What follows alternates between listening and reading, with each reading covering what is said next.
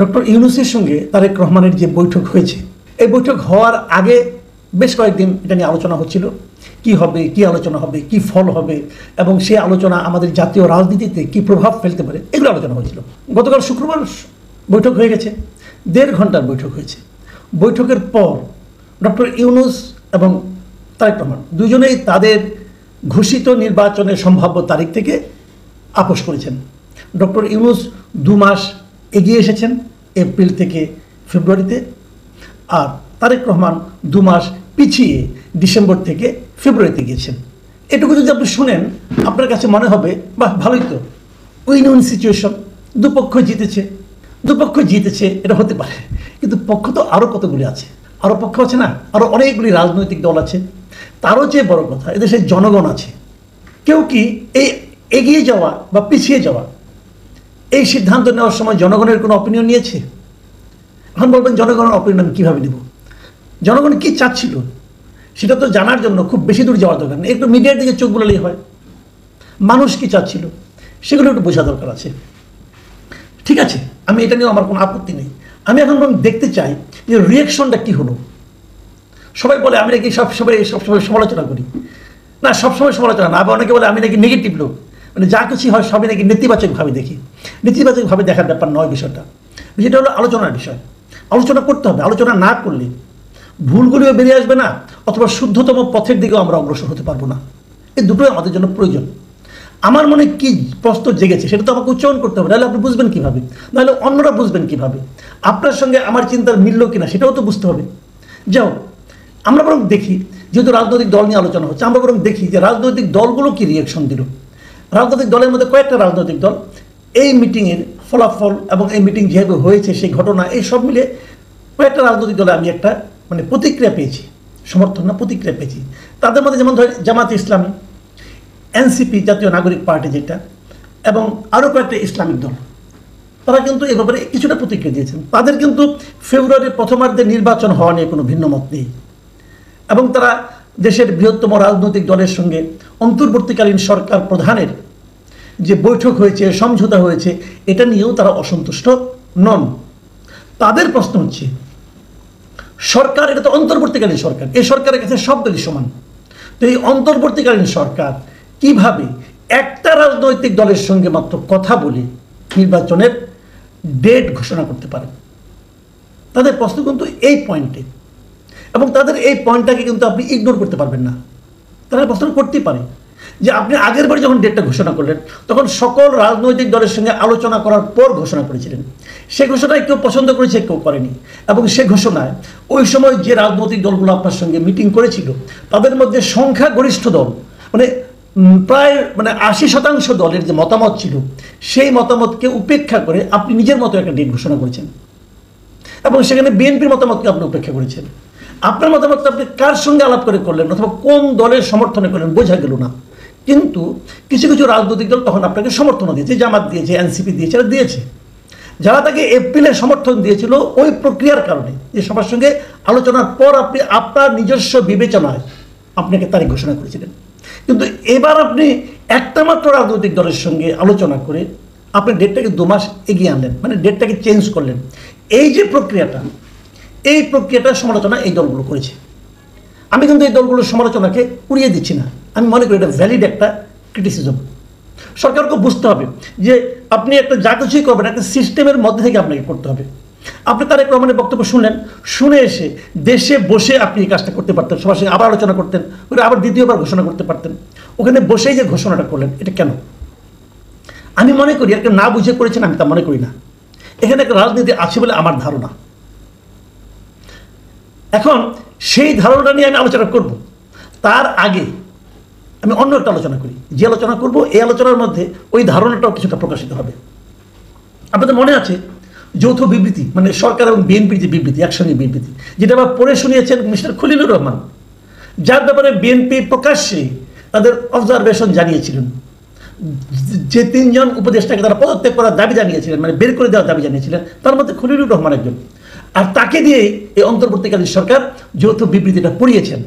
কেবল পড়ার নেই, বিএনপির এখানে আরেকজন যে নেতা, সিনিয়র নেতা গিয়েছিলেন আমির খসরু মাহমুদ চৌধুরী, আমির খসরু মাহমুদ চৌধুরীর সঙ্গে কিন্তু এই ডক্টর খলিলুর রহমান আলাদা একটা মিটিং বৈঠকও করেছেন। তার মানে ডক্টর ইউনূস প্রমাণ করেছেন যে উনি ওনার কাছে গুরুত্বপূর্ণ। তোমরা তাকে যতই বের করে দিতে বলো না কেন, আমি তো বের করবোই না, বরং তোমাদের সঙ্গে মিটিংয়ে বসাবো এবং তোমরাও হাসি মুখে তার সঙ্গে মিটিং করবে। বিএনপি করেছে, আনন্দের সঙ্গে করেছে। এবং তারপর যখন তারা যৌথ বিবৃতি দিয়েছে, মানে একসঙ্গে যখন প্রেস কনফারেন্স করেছে, এখানে সাংবাদিকরাও ছিলেন, সেখানেও কিন্তু সেই যৌথ বিবৃতিটা পড়ে শুনিয়েছেন এই খলিলুর রহমান, উনি পড়ে শুনেছেন। এই বিবৃতি কে ড্রাফট করেছে এটা আমি জানি না, তবে ড্রাফটার মধ্যে যে একটা চাতুর্য আছে সেটা আমি কালকে কিছুটা বলেছি, আবার বলি। এই যৌথ বিবৃতিতে আসলে ইস্যু এসেছে কয়টা বলেন তো? কয়টা ইস্যু? একটা ইস্যু এসেছে যে তারেক রহমানই যে পয়েন্ট এসেছে, ভালোভাবে খেয়াল করবেন, যে এই যে রমজানের আগে নির্বাচন করার যে প্রস্তাবটা কে দিয়েছে? তারেক রহমান দিয়েছে। এবং তারেক রহমান দেওয়ার সময় এটাও বলেছে যে এই প্রস্তাবে তার মা, মানে দলের চেয়ারপারসন খালেদা জিয়াও এইটাই চান, উনি এবং ওনার মা চান এটা, মানে ওনার দলের শীর্ষ দুইজন লিডার এটা চান। মানে প্রস্তাবটা তারেক রহমানের কাছ থেকে এসেছে। তারেক রহমানকে উনি আগে রিকোয়েস্ট করেছেন কি করেন না এটা আমি জানতে পারবো না, আপনিও জানেন না, কারণ আগে সব তো জানি, যতটুকু লেখা আছে অতটুকু আমি বলছি। খলিলুর রহমানের পড়া আছে, বিবৃতিতে বলা হয়েছে তারেক রহমানই বলেছেন, মানে ডিসেম্বর থেকে সরে ফেব্রুয়ারিতে তারেক রহমান প্রথম এসেছেন। আসার পর তাতে কি ডক্টর ইউনূস রাজি হয়েছেন? সেটা কোথাও বলা হয়নি রাজি হয়েছেন কিনা। উনি কি বলেছেন যে যদি সব প্রস্তুতি সম্পন্ন করা যায় তাহলে রমজানের আগের সপ্তাহেও নির্বাচন আয়োজন করা যেতে পারে। কারণ সব প্রস্তুতি সম্পন্ন করার দায়িত্ব কার? তারেক রহমানের না, আপনার, আমার না, কার? সরকারের। এখন সরকার যদি সব সম্পন্ন করতে না পারে প্রস্তুতি, তাহলে হবে না। ক্লিয়ার করে কিন্তু বলেননি, অনেকে দেখুন লাফাচ্ছে যে 19শে ফেব্রুয়ারি রোজা হবে, তার যদি আগের সপ্তাহে হয় তাহলে সাধারণত নির্বাচন হয় আমাদের এখানে বৃহস্পতিবার, তাহলে বৃহস্পতিবার হলে 12ই ফেব্রুয়ারি হয়। ডেটও দিয়ে দিচ্ছে, অনেক পত্রিকা দেখলাম যে 12ই ফেব্রুয়ারি নির্বাচন। ডক্টর ইউনূস কি একবারও বলেছেন রমজানের আগের সপ্তাহে নির্বাচন হবেন? না, উনি সেটা বলেননি। উনি বলেছেন হতে পারে। কিভাবে হতে পারে? যদি সব প্রস্তুতি সম্পন্ন করা যায়। আবার কি বলছেন? যে এক্ষেত্রে সেই সময়ের মধ্যে সংস্কার ও বিচারের পর্যাপ্ত অগ্রগতি অর্জন করা প্রয়োজন হবে। মানে এই সময়ের মধ্যে এই কাজগুলো করতে হবে। কি কি কাজ? একটা সংস্কার, একটা বিচার, এই দুইটা ক্ষেত্রে পর্যাপ্ত অগ্রগতি। মানে অগ্রগতি কতটুকু হলে সেটাকে পর্যাপ্ত বলা যাবে, এটা কিন্তু আপনি একটা বলবেন, আমি আরেকটা বলবো, ডক্টর ইউনূস আরেকটা বলবেন, আবার এনসিপি আরেকটা বলবেন। তাহলে এটা কিন্তু সমস্তটাই কিন্তু অনেকগুলি যদি কিন্তুর উপর নির্ভর করছে। করুক, আমি ওটা নিয়েও বলছি না, যা হবে ওটা কালকে আলোচনা করেছি আমি।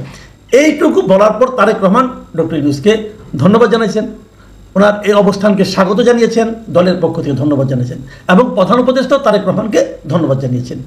এর চেয়ে বেশি, এই কয়েকটা কথা বেশি ঘোষণার মধ্যে ছিল, এটা কেউ আমি এখনো পাইনি, কোথাও দেখিও নি। আপনারা কেউ দেখছেন কিনা আমার মনে হয় না, দেখবেন না, কারণ এইটুকুই কথা। আমার প্রশ্ন হলো, তারেক রহমান এবং ডক্টর ইউনূস কতক্ষণ মিটিং করেছেন?